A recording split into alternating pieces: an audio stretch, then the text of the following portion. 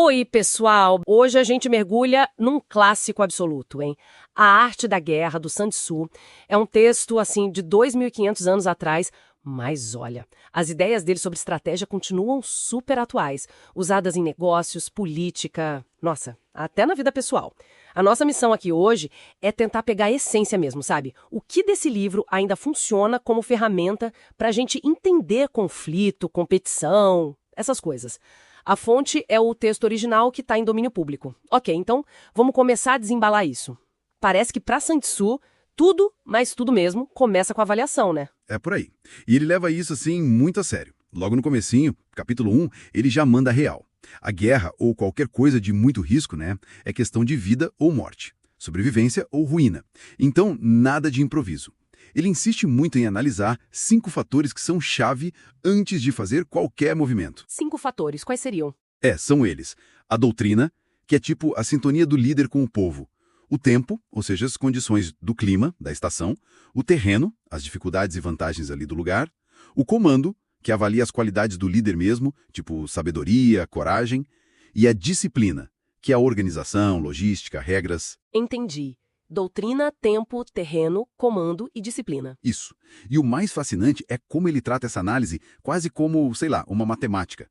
Ele compara os dois lados em 7 pontos. 7 comparações além dos 5 fatores? É tipo, quem tem o líder mais sábio, o comandante mais capaz, quem tem as melhores condições de tempo e terreno, a disciplina mais forte, as tropas mais fortes, o melhor treinamento e até um sistema justo de recompensas e punições.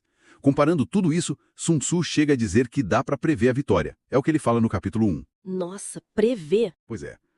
E isso liga direto com aquela frase famosa do capítulo 3, né? Conheça o inimigo e conheça a si mesmo. Em 100 batalhas você nunca correrá perigo. Esse conhecimento profundo de si e do outro é a base de tudo. Pensa hoje, antes de lançar um produto, numa negociação difícil, essa pesquisa, essa autoavaliação é fundamental, concorda? Totalmente. Essa ideia de prever a vitória já é forte. Mas Sun Tzu vai mais longe ainda, né? Ele fala que a vitória suprema, a ideal mesmo, é aquela que a gente conquista sem lutar.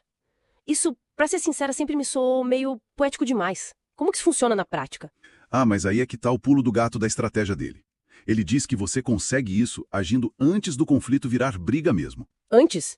Como assim? Atacando a estratégia do adversário, sabe? Quebrando as alianças dele, minando os recursos, a moral.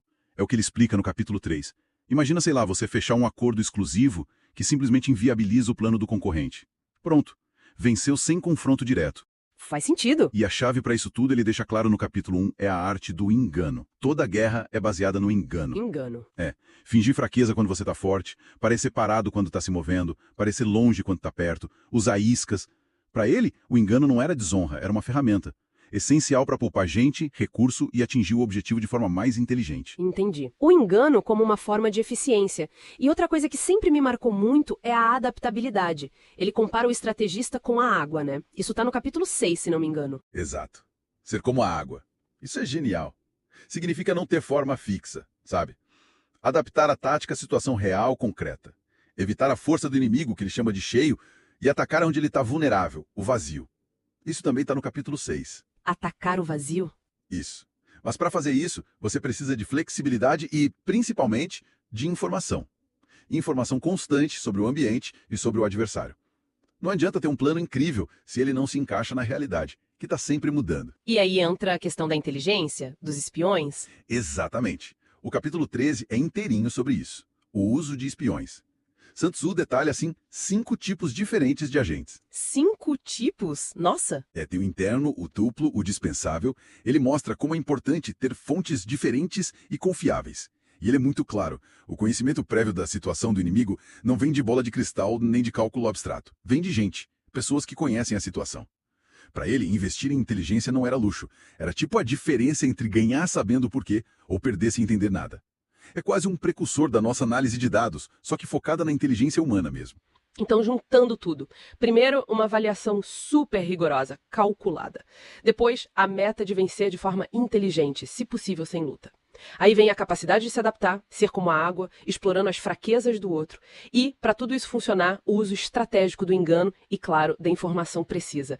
O que isso tudo significa para a gente hoje, na prática, fora do campo de batalha? Olha, significa que, apesar de ser um texto militar e antigo, Os princípios do Sun Tzu são universais sobre pensamento estratégico.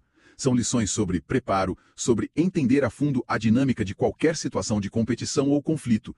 É sobre usar a inteligência, a flexibilidade para superar desafios, seja no trabalho, nos negócios, na carreira, até em projetos pessoais. No fundo, é sobre ser eficiente e eficaz para alcançar seus objetivos. Ótimo!